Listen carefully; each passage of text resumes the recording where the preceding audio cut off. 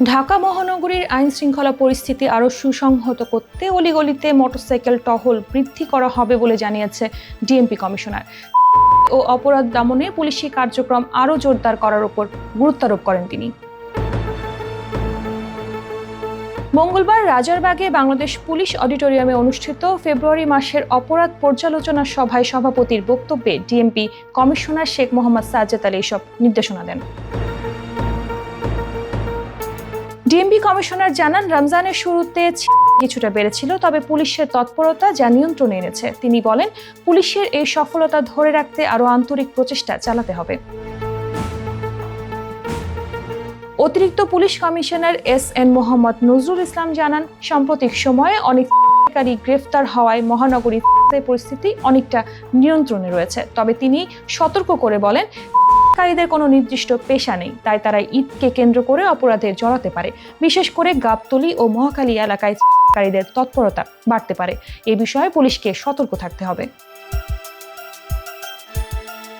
নগরীর নিরাপত্তা আরও সুসংহত করতে থানাগুলোকে দ্রুত পদক্ষেপ নেওয়ার নির্দেশ দেন ডিএমপি কমিশনার।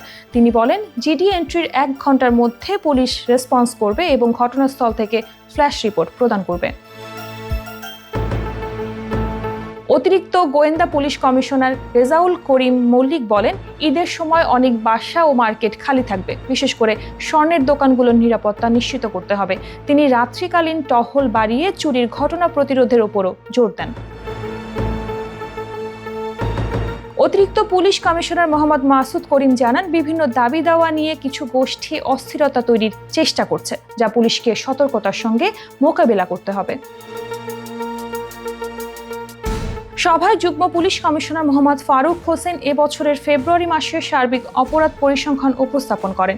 এতে ডাকাতি, চুরি, সড়ক দুর্ঘটনা, নারী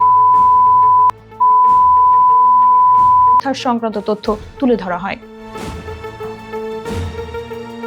ডিএমপি কমিশনার উপস্থিত পুলিশ কর্মকর্তাদের আসন্ন ঈদকে কেন্দ্র করে নগরবাসীর নিরাপত্তা নিশ্চিত করতে পরিকল্পনা বাস্তবায়নের নির্দেশ দেন এবং নাগরিকদেরও সচেতন থাকার আহ্বান জানান।